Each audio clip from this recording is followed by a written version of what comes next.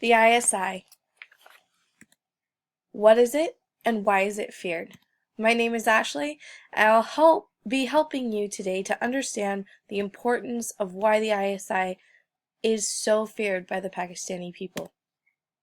So first of all, what is the ISI? The ISI, or Inter-Service Intelligence, was founded, of course, in the country of Pakistan in the year 1948 and has been around ever since.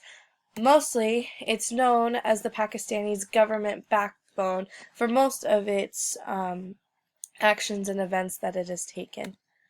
But let me explain a little bit more for you. They were established in 1948 for the sole purpose of keeping the strength and unity between the three branches of military since the aftermath of the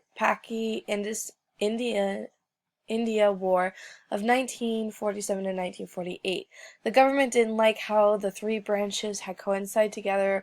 They didn't like how the movement wasn't unified, and so they created the ISI to gain intelligence and to also start strengthening the communication and the unity between the three branches. However, they started to lose their purpose not long after, about 5 years, and they slowly started to fall out of history and out of sight, out of mind type deal of the citizens. But in the 1970s, they started to slowly come back after a threat for communism in Pakistan, and then they jumped back into history in 1980 when the Soviet war in Afghanistan reigned in. But how are they organized? So let me explain this organization for you. The program is run by a Director General who is a serving 3-star Lieutenant General in the Pakistani government. As you can see by the picture, the way that you will know is he has 3 stars on his collar, indicating his importance. This is the man who is head of everything. Everybody turns back to him. And under him, he has 3 Deputy Director Generals who are serving 2-star generals right under him. Each of these 2-star generals run one of 3 inter-service intelligence wings in the agency. The first wing is the internal wing. This wing is responsible for domestic intelligence, domestic counterintelligence, domestic counter-espionage, and counter-terrorism. So basically, if they were to find out about a terrorist attack that is going to happen by one of their people, they are to intercept and stop. But, like we said before, the person over this wing has to report back to the Director General before any action can be taken. The next wing is the external wing. This is responsible for external intelligence, external counterintelligence, and external espionage. Basically, say one of their terrorists who they found out was actually an internal terrorist left the country. This wing is very much a way to work with outside of the government or with outside of the people. And then the last one is actually Foreign Relations Wing. This is responsible for the diplomatic intelligence and foreign relations intelligence, meaning they research every branch, every government, whatever they feel is important to research. So let me talk to you about why they are so feared.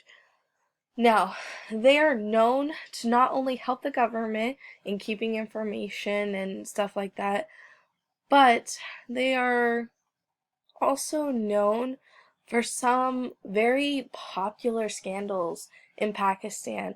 One of the most popular being the Meheran bank scandal, where the owner of the bank bribed the top brass of the army and the top agents of the ISI to deposit foreign exchange reserves into his bank, and for that they themselves personally were given large sums of money, which in cause created a scandal where these people were getting paid larger than what they were depositing for the government themselves, and then there would be some times where this money would disappear and they wouldn't know why.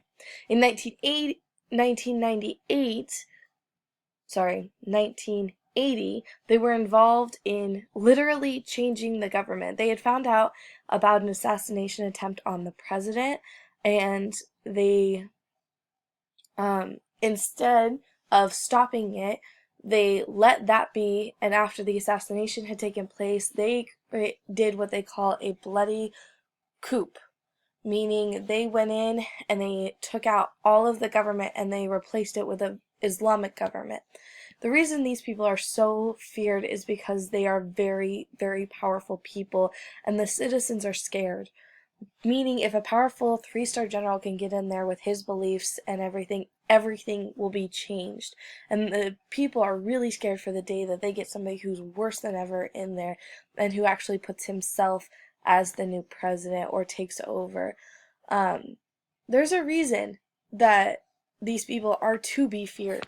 And there's also a reason that they are part of the biggest and most known, and also always on one of the top 10 most feared intelligence agencies. I hope this has explained a lot for you. I hope you realize that even though they may seem like they have done a lot of good, these people are very, very bad people. And I hope that you will understand that these people are what could be the future of Pakistan if we are not careful.